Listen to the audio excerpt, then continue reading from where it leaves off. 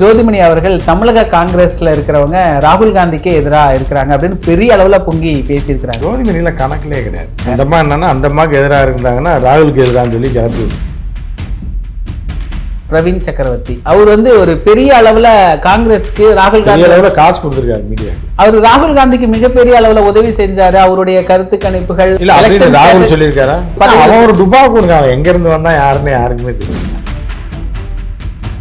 H ராஜா அவர்களுடைய கந்தன் மலை நீங்க ஒரு விமர்சனம் போட்டிருந்தீங்க, பெரிய அளவுல வைரல் ஆயிருச்சு. அந்த படத்தை பத்தி சில காட்சிகளை பார்த்தோன்னே அந்த படம் எவ்வளவு தரமானது அப்படின்றதும் எச் ராஜா அவர்களுடைய நடிப்பு திரையுலகத்திற்கு பெரிய உற்சாகத்தை ஏற்படுத்துற மாதிரியான ஒரு இதா இருந்ததுனால அதை பற்றி விமர்சனங்கள் நம்ம போட வேண்டியதாச்சு. இப்போ அது உருப்படாதுன்றது எல்லாருக்குமே தெரிஞ்சது.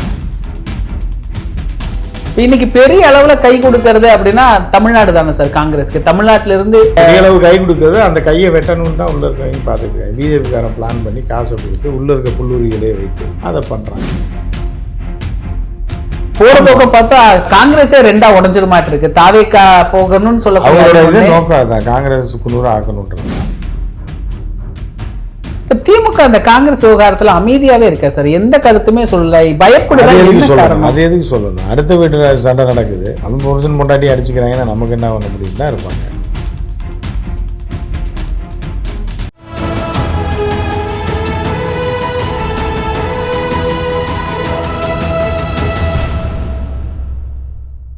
தமிழரம் நேயர்களுக்கு வணக்கம். இன்று நம்முடைய மூத்த பத்திரிகையாளர் திரு உமாபதி அவர்கள் இணைந்துள்ளார். சார் வணக்கம் சார். வணக்கம்.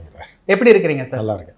காங்கிரஸ் என்ன சார் நடக்குது காங்கிரஸ்ல ஒன்றும் நடக்கல. பிஜேபி காங்கிரஸ் இயக்கிட்டு இருக்கு. பிஜேபி அதிமுக கூட்டணியோட சேர்ந்து அதிமுக முடிக்கணும்னு பிளான் பண்ணும்போது திடீர்னு விஜய் உள்ள வந்துட்டார்னு நம்ம சொன்னோம். வரும்போது என்னன்னா, இப்போ டிஎம்கே கூட்டணி இன்னும் வீக் ஆகணும் அப்படின்னா ஏற்கனவே திருமாவளவன் அவர்களை ட்ரை பண்ணாங்க. உடச்சிடணும், காசு கொடுத்து பதவி கொடுக்குறோம், அதை கொடுக்குறோன்னு எதாவது சொன்னாங்க. அவர் கொள்கை ரீதியாக போகல. கம்யூனிஸ்ட்டுகளை கூப்பிட முடியாது. மீதி இருக்கிற காங்கிரஸும் பிஜேபி கூட போய் சேர்றதுக்கு வாய்ப்பே இல்லை. அதனால் என்ன பண்ணுறாங்கன்னா, காங்கிரஸில் உள்ள புல்லுரிகளையும் கைக்கூலிகளையும் வச்சு அவங்களுக்கு காசை கொடுத்து நீ இந்த மாதிரி கிளப்பி விடு, டிவிக்கு இப்போ ஒரு குரூப்பையும் இது விட ரெண்டாக காங்கிரஸை உடச்சிட்டோம்னா வீக் ஆகிரும், வேலை செய்ய மாட்டாங்க. அப்போ திமுக கூட்டணி வீக் ஆகும். இல்லைன்னா காங்கிரஸை உடச்சி டிவிக்கே பக்கம் போயிருங்க. முதல்ல நம்ம எதிரி டிஎம்கே காலி பண்ணிட்டோம்னா ஒன்று நீ வா, இல்லை நான் வரேன். டிஎம்கே மொத்தமாக நீ ஒரு தேசிய கட்சி, நான் ஒரு தேசிய கட்சி. நீ டிவிகேவோட பிடிச்சி அவனை பிடிச்சிக்க, நான் ஏடிஎம்கே பிடிச்சிக்கிறேன். நம்ம ரெண்டு பேரும் ஃப்யூச்சரில் ஜாயிண்ட் அடிச்சுக்கலாம், திமுக ஒழிச்சு கட்டிடுவோம். இப்படி ஒரு பிளானை போட்டு அதுக்குள்ளே உள்ள அந்த இவங்கெல்லாம் ஒருத்தன் அமெரிக்காவில் இருந்து வேலை பார்த்துட்டு இருந்தான். இப்போ ஏதோ போஸ்டிங் கொடுத்துருக்காங்க. ராகுலுக்கு வேண்டியவன் அவனாக சொல்லிக்கிறான். அவனை மாதிரி ஆட்டை தூண்டி விட்டு இங்கே அனுப்பி விட்டு விஜய் பார்க்குற மாதிரி பாரு அப்படின்னு சொல்லி உள்ளுக்குள்ளே குளறுபடி பண்ணி கட்சியை உடைக்கிறதுக்கு, கூட்டணியை உடைக்கிறதுக்கான வேலையை பிஜேபி பார்த்துக்கிட்டு இருக்கு. அதுக்கு இது சில புல்லுரிகள் கைக்கூலிகளும் அதுக்கு ஆதரவாக போயிட்டுருக்காங்க. இப்போ நீங்கள் அந்த அமெரிக்காவிலிருந்து வந்தவர் பிரவீன் சக்கரவர்த்தி அவர் ஒரு பெரிய அளவில் காங்கிரஸ்க்கு ராகுல் காந்தி அளவில் காசு கொடுத்துருக்காரு மீடியாவுக்கு. அவர் ராகுல் காந்திக்கு மிகப்பெரிய அளவில் உதவி செஞ்சார். அவருடைய கருத்து கணிப்புகள் அவருடைய இல்லை ராகுல் சொல்லியிருக்காரா? ராகுல் யாராவது சொல்லியிருக்காரா? இல்லை ஒரு கருத்து கணிப்பு கிழிச்ச கிளியில் தான் காங்கிரஸ் ஜெயிச்சு ஆட்சிக்கு வந்துடுச்சா? இல்லை பீகாரில் கேவலமாக போச்சு ஒரு தொகுதி, இந்த அளவுக்கு கேவலமாக காங்கிரஸ் போனதே இல்லை. அப்படி ஏதாவது பண்ணியிருக்காரா? அந்த நபர் யாருக்கு ராகுல் சொல்லலை. ரோட்டில் போகிறேன் எவனாலும் சொல்லலாம் நான் ராகுல் க்ளோஸ்ன்னு. அது விவேக் காமெடி மாதிரி தான். எனக்கு டிஜிபியே தெரியும் அப்படின்னு ஒன்று, டிஜிபிக்கு எனக்கு தெரியாது அப்படின்றதுக்காக தான் அந்த காமெடி மாதிரி தான். உத்தரப்பிரதேசத்தை விட மோசம்னு சொல்கிறாருல்ல சார். அது எப்படி இருந்தாலும் காங்கிரஸ்குள்ளார அவன் ஒரு டுபாக்கூருங்க. அவன் எங்கேருந்து வந்தால் யாருக்குமே தெரியாதுங்க. அவர் டுபாக்கூரை போய் நீங்கள் பேசி அவெல்லாம் யாருன்னே எவனுக்குமே தெரியாது. காங்கிரஸ்காரங்களுக்கே தெரியாது அவன் யாருன்னு. அவன் சீட்டு கேட்டான் போன டைம், எம்பி சீட்டை அவனுக்கு தரக்கூடாதுட்டாங்க டிஎம்கேல. நான் உள்குத்து வேலை பார்த்துட்டு இருந்தனால அந்த வெறுப்பில் பிஜேபியில் காசை வாங்கிட்டு பேசிட்டு இருக்கான். இப்போ இன்றைக்கி என்ன தகவல் வருது அப்படின்னா 38 தொகுதி 3 அமைச்சர்கள் அப்படி நல்லா வருது. அதெல்லாம் உண்மைதானே சார்? அது கேட்குறது தானடா கேட்குறீங்கன்ற மாதிரி தான் கேட்பேன். பச்சைக்கிளி, கூலிங் கிளாஸு, பெல்ட்டு, புல்லட் எல்லாம் கேட்க தான் செய்வேன். பச்சைக்கிளிக்கு சோறு போடுறதே பெருசுன்றது சரத்குமார் காமெடி பார்த்தீங்க. பச்சைக்கிளிக்கு சோறு போட்டு உடச்சிருக்கிறதே பெரிய விஷயம். அது புல்லட்டு, கூலிங் கிளாஸ்லாம் கேட்டுச்சுன்னா எப்படி கொடுக்குறதுன்ற மாதிரி தான் அவங்க பார்ப்பாங்க. இப்போ இதெல்லாம் ராகுல் காந்தி கவனத்துக்கு போகுதா சார்? அவருக்கு இதெல்லாம் தெரியுமா? இப்படி தமிழ்நாட்டில் ஒரு ஊர்லேயே இல்லைங்க, வெளிநாட்டில் இருக்கார், எங்கேயா இருப்பார் அவர். கடைசியில் போகும், அவரை அனுப்பி விட்றாரு. இவங்க இதை வச்செல்லாம் அதை முடிவு பண்ண மாட்டாங்க. இப்போ 2019 ஒரு கூட்டணி அமைச்சு தொகுதிகள் ஜெயிச்சாங்க, 24லையும் ஜெயிச்சாங்க. அந்த எலெக்ஷன் நேரத்தில் ராகுல் காந்தி அவர்கள் இங்கே வராரு, மற்ற நேரத்தில் வரதில்லை. அவர் எதுக்கு அவர்னா தமிழ்நாட்டில் என்ன வீடாக கட்டிக்கிட்டு இருக்காரு, வாடகை வீடாக இருக்காரு, வசூல் பண்ணுறதுக்கு வர்றதுக்கு. ஒரு நேஷ்னல் லீடரு ஒரு இதில் அங்கே இருக்காரு, ஒரு எல்லா ஸ்டேட்டையும் அவர் பார்க்கணும், தமிழ்நாடு மட்டும். அவர் காங்கிரஸ் தலைவர், முக்கிய தலைவர், அவர் அதை தான் பார்ப்பார்.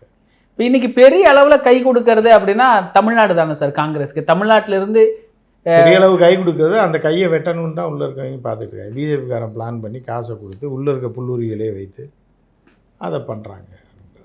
இப்போ இந்த கிறிஸ் சோடங்கர் அவர் தான் காங்கிரஸ் தேர்தல் மேலிட பொறுப்பாளர் அப்படின்னு ஒருத்தர் இருக்காரா? ஆமாம் சார், அவர் தான் இன்னைக்கு பேட்டிகள்லாம் கொடுக்குறாரு. தேர்தல் தொடர்பாலாம் நாங்கள் எல்லாம் பேசிக்கிட்டு இருக்கிறோம், சுமூகமாக தான் காங்கிரஸ் இருக்குனால பேட்டி கொடுக்குறாரு, உட்கட்சியிலலாம் எதுவும் பிரச்சனை இல்லை அப்படின்லாம் சொல்கிறாரு.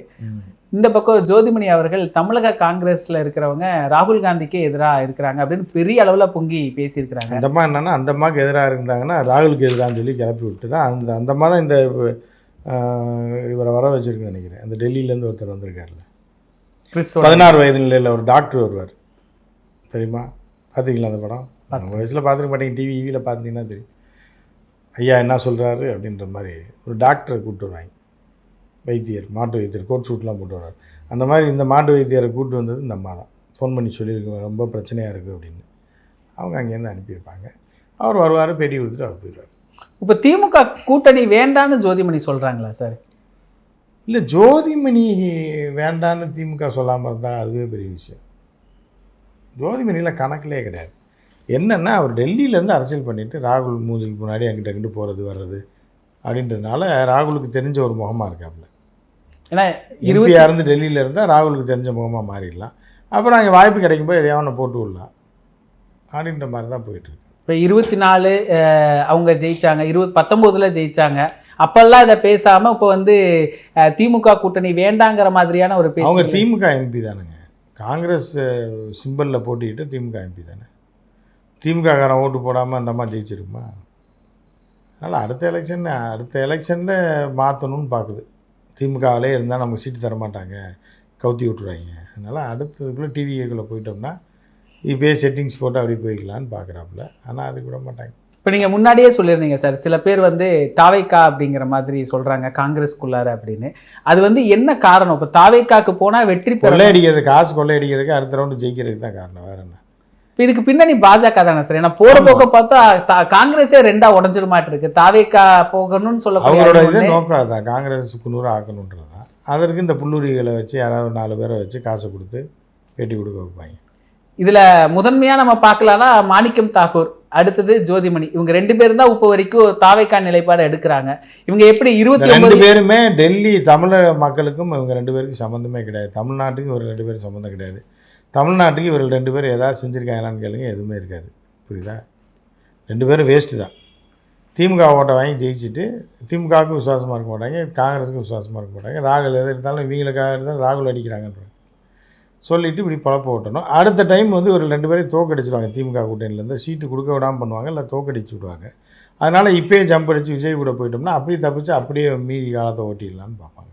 இப்போ இதில் சில பேர் சொல்கிறாங்க திமுக காங்கிரஸை விட்டுறணும், சிறுபான்மை வாக்குகள்லாம் இப்போ காங்கிரஸுக்கு கிடையாது அப்படின்லாம் சொல்கிறாங்க. அதெல்லாம் உண்மைதானா? இப்போ சிறுபான்மை வாக்குகள் தமிழ்நாட்டை பொறுத்த அளவுக்கு காங்கிரஸுக்கு தான் சிறுபான்மை வாக்கு இருக்குன்னு சொல்ல முடியாது. டிஎம்கேக்கு தான் இன்றைக்கி வரைக்கும் இருக்குது அதிகப்படியான வாக்குகள் இருக்குது. விஜய் வந்தால் கொஞ்சம் கிறிஸ்டின் ஓட்டு பிரியும். கிறிஸ்டின் ஓட்டுன்னு இல்லை, சிறுவர்கள் ஓட்டு போகும் அந்த பக்கம், முதல் முறை வாக்காளர்கள்னு. ஸோ அதை வச்சு சொல்லியிருப்பாங்க. பட் ஆனால் அறிவுள்ள, அடிப்படை அறிவுள்ள எந்த சிறுபான்மையினராக இருந்தாலும் யாருக்கு போடுவாங்கன்னு அவங்களுக்கே தெரியும். இப்போ திமுக அந்த காங்கிரஸ் விவகாரத்தில் அமைதியாகவே இருக்கா சார்? எந்த கருத்துமே சொல்லலை, பயப்படுதா? எதுக்கு சொல்லணும்? அது எதுக்கு சொல்லணும்? அடுத்த வீட்டில் சண்டை நடக்குது, அவங்க புருஷன் பொண்டாட்டி அடிச்சுக்கிறாங்கன்னா நமக்கு என்ன பண்ண முடியும் தான் இருப்பாங்க. இவங்க போய் கருத்தாக சொல்ல முடியாது, எல்லாம் முடிச்சுட்டு வாங்க அப்படின்ற மாதிரி தான். எச் ராஜா அவர்களுடைய கந்தன் மலை நீங்கள் ஒரு விமர்சனம் போட்டிருந்தீங்க, பெரிய அளவில் வைரல் ஆயிருச்சு. எப்படி சார் அது எப்படி பார்க்குறீங்க? எப்படி பார்க்குறது? அது படம், அந்த படத்தை பற்றி சில காட்சிகளை பார்த்தோன்னே அந்த படம் எவ்வளோ தரமானது அப்படின்றதும், அதோடைய நடிப்பு, எச் ராஜா அவர்களுடைய நடிப்பு, அதே மாதிரி வேலூர் இப்ராஹிமோட ஒரு சீனில் வந்தாலும் அவருடைய இதெல்லாம் திரையுலகத்திற்கு பெரிய உற்சாகத்தை ஏற்படுத்துகிற மாதிரியான ஒரு இதாக இருந்ததுனால அதை பற்றிய விமர்சனங்கள் நம்ம போட வேண்டிய இதாச்சு. அதை எச் ராஜா வன்முறையை கையில் எடுக்க மாட்டார். ஆனால் இந்த படத்தில் அருவாள்லாம் எடுத்திருக்காருங்கும் போது அந்த காட்சி பரபரப்பாக இருந்தது அப்படின்ற மாதிரி தான் பார்க்கணும். இப்போ ஒரு பக்கம் கந்தன் மலை, இன்னொரு பக்கம் திருப்பரங்குன்றம், ரெண்டுமே அவங்க ஒரு பெரிய இஷ்யூவாக எடுத்தாங்க. அது ரெண்டுமே அவங்களுக்கு கந்தன் மலையே திருப்பரங்குன்றம் மலை தானே, அங்கே தானே ஷூட்டிங்கே பண்ணது. அந்த திருப்பரங்குன்றம் ஒரு இஷ்யூவா போச்சுல்ல சார், அதுவுமே அவங்களுக்கு கை கொடுக்கல. கந்தன் மலையை வச்சு அதை ஏதாவது பண்ணலாம், எம்என்ஸ் பண்ணலான்னு பார்த்தாங்க, ரெண்டுமே அவங்களுக்கு கை கொடுக்கல. அது படம் கிடையாது இல்லைங்க, டாக்குமெண்ட்ரி மாதிரி எடுத்து 1 மணி நேரம் யூடியூப்பில் போட்டிருக்காங்க, அவ்வளோதான். அது படம் மாதிரி எடுக்கணும்னு ட்ரை பண்ணியிருக்காங்க, ட்ரையல் பார்த்துருக்காங்க. ஸோ அதனால் அது உருப்படாதுன்றது எல்லாருக்குமே தெரிஞ்சது தானே, ரெண்டுமே விளங்காதுன்னு தெரிஞ்சது. அந்த நீதிபதி எனக்கு டிசப்பாயின்மெண்ட்டாக இருக்குன்னு ஒரு நீதிபதி சொன்ன முதல் நீதிபதி ஐயா அவர் தான். யார்? மதுரை உயர் நீதிமன்ற நீதிபதி. அவரே எனக்கு ஷாக்கிங்காக இருக்குது அப்படின்னு சொன்னார். அதே மாதிரி ராஜாவும் ஷாக்காக இருப்பார். இப்போ இந்துத்துவ அமைப்புகள் வேறு என்னதான் சார், என்ன மாதிரியான சூழல்லாம் அவங்களுக்கு எதை வச்சு தான் இங்கே தமிழ்நாட்டுக்குள்ளார அரசியல் பண்ணணும்னு நினைக்கிறாங்க? அது அவங்ககிட்ட தான் கேட்கணும். ராஜாட்ட கேட்டால் சொல்லுவார். ஒரு மேடையில் கும்மி பாட்டுக்கு டான்ஸ் ஆடுறாங்க நயினார் நாகேந்திரனும் அண்ணாமலை. இவர் அஜித், இவர் விஜய் 2 பேர் சேர்ந்து இங்கே வேற லூசுக்கா என்னத்தை சொல்றது. அதுக்கு அடுத்து அவங்க பேசுறாங்க சார், உனிமேல் எங்கள் ஆட்டம் நானும் அண்ணாமலையும் இணைந்து. நயினார் ஆட்டமே கேவலமாக இருந்துச்சு. அதை நீ எங்கே போய் ஆடினா என்ன, தெருக்கூத்தில் ஆடுறவங்க கூட நல்லா ஆடுவாங்க. தெருக்கூத்து கலைஞர்கள் அவர்கள் பயிற்சி அப்படின்னு சொல்ல, தெருக்கூத்தில் கூட சேர்ந்து ஆடுவாங்க. ரோட்டில் போகிறவங்களாம் போதையை போட்டு அவங்க கூட ஓரளவுக்கு நல்லா ஆடுவாங்க. சாவு வீட்டில் ஆடுறவங்க கூட நல்லா ஆடுவாங்க. அந்த மாதிரி ஆடிட்டு இந்த ஆட்டத்தை வேற பார்க்க போகிறீங்கன்னு வேறு சொன்னால் அது இதோட காமெடி என்ன இருக்குது? இந்த அமித்ஷா அவர்களுடைய மோடி பொங்கல் இதுவாக அவங்களுக்கு கை கொடுக்குமா சார்? கை கொடுக்கும், கட்டாயம். மோடியோட அரசியலை ஒழிச்சு கட்டுறதுக்கு பொங்க வைக்க போகிறாங்கன்ற அளவுக்கு கை கொடுக்கும். இப்போ அவங்க எண்ணத்தை நிறைவேற்றுறதுக்கு தான் நாங்கள் செயல்படுறோம். இது வரைக்கும் அண்ணாமலை வந்து நயினாருக்கு எதிராக தான் இருக்கிறாரு அப்படிங்கிற மாதிரி ஒரு பார்வை முன்வைக்கப்பட்டது. இப்போ அண்ணாமலையை பதவியிலிருந்து இறக்கிட்டு தான் நயினார் பதவியில் வந்தார். ஆமாம், ஒரே பதவியில் எப்படிங்க 2 பேர் இருக்க முடியும்? ஒருத்தர் தூக்கிட்டு தான் இன்னொருத்தர் வர முடியும். இப்போ நயினாருக்கு எதிராக அண்ணாமலை வேலை செய்கிறாருனால அப்படி ஒருத்தர் தூக்கிட்டு தான் இன்னொருத்தர் வர முடியும். அப்போ இவர் தான் அவரை குழியை பறிச்சுட்டு அவரை தூக்கிட்டு இவர் வந்துட்டாருன்னு உலகத்துக்கே தெரிஞ்சது. இப்போ இவரை தூக்கிட்டு அவர் வர்றதுக்கு பார்ப்பாரு. இப்போ நயினார் சொல்றாருல சார், நாங்க 2 பேரும் சேர்ந்து அமித்ஷாவுடைய எண்ணத்தை நிறைவேற்றுவோம். அப்படி என்ன அமித்ஷாவுடைய எண்ணம்? மொத்தமாக பிஜேபி போங்காக்கி விடுறது தான், ஆர்எஸ்எஸ்ஸை காலி பண்ணுறது தான். அவர்கள் அதுக்குள்ளே அவங்க எண்ணத்தை நிறைவேற்றுவாங்க. இவங்க 2 பேரையும் அரசியல் விட்டே போகிறதுக்கான வேலைகளை அவங்க பார்த்துட்டு. இப்போ பாஜகவுடைய தேர்தல் கணக்கு என்ன சார்? ஆரம்பத்திலிருந்து சொல்லப்பட்டது என்ன அப்படின்னா, பீகார் தேர்தல் கணக்குன்னா ஆட்சியை பிடிக்கிறது தான், வேற என்ன. இப்போ பீகார் தேர்தல் முடிஞ்சதுக்கு பிறகு இங்கே வந்து அமித்ஷா ஏதாவது பண்ணுவாருன்னாங்க. இது வரைக்கும் எதுவுமே நடக்கலை. இப்போ 5ஆம் தேதி வராரு, ஒரு கூட்டம், அடுத்தது மோடி பொங்கல், இதெல்லாம் சொல்கிறாங்க. இது எல்லாமே ஒரு என்ன மாதிரியான விளைவுகள் அவங்களுக்கு பாஜகவில் ஏற்படுத்தும்? திருப்பி வீட்டுக்கு போகிற அவங்களுக்கு இங்கேருந்து ஒட்டுமொத்தமாக துரத்துறதுக்கான விளைவுகள் தான் ஏற்படுத்தும். இப்போ அந்த மோடி பொங்கல் அப்படிங்கிறது இது வரைக்கும் இல்லாத ஒன்று. இந்த பொங்கல் விழா அப்படிங்கிற பேர்லேயே ஒரு பிரதமருடைய பேரை பயன்படுத்துகிறாங்க. இது வந்து தமிழ்நாடு மக்களுடைய கவனத்தை ஈர்க்குமா? ஒரு மண்ணாங்கட்டி இருக்காது. பொங்கல்னால் அவங்களுக்கு என்னன்னே தெரியாது. பொங்க வைக்கிறதுனா மொத்தமாக ஒருத்தனை முடிச்சு கட்டுறதுக்கு தான் பொங்க வைக்கிறதுன்னாங்க. அது ஒரு பக்கம் சொல்லுவாங்க. அது மாதிரி மோடிஜியோட அரசியலையும் அமித்ஷா அரசியலையும் பொங்க வைத்து முடிச்சு வைக்கிறது தமிழ்நாடாக தான் இருக்குன்ற ஒரு சிம்பாலிக்காக இந்த தேர்தலில் மொத்தமாக பிஜேபி ஒன்றும் இல்லாமல் போகுதுன்றது இந்த பொங்கல் தான் துவக்கம். மொத்தமாக பொங்க வச்சிட்டாங்கன்னு ஊர்லலாம். அந்த மாதிரி மொத்தமாக ஜிக்கும் சின்ன ஜிக்கும் சேர்த்து பொங்க வைக்க போகிறாங்க. அது அவங்க காசுலேயே சூனியை வைக்கிறதுன்றது பாஜகவை தவிர யாரும் முடியாது. இந்த மாதிரி தான் வைக்கிறாங்க. நிகழ்கால அரசியல் குறித்து பல தகவல்களை பகிர்ந்து கொண்டதுக்கு நன்றிங்க. நன்றி. இதே போன்று நிகழ்கால அரசியலின் சாரம்சங்களை அரசியல் ஆளுமைகளின் நேர்காணல் வழியே தொடர்ந்து காண தமிழ் நிறம் வலையொலியை சப்ஸ்கிரைப் செய்யுங்கள். தங்களின் மேலான கருத்துக்களை கருத்துளை பெட்டியில் பதிவிடுங்கள். நன்றி, வணக்கம்.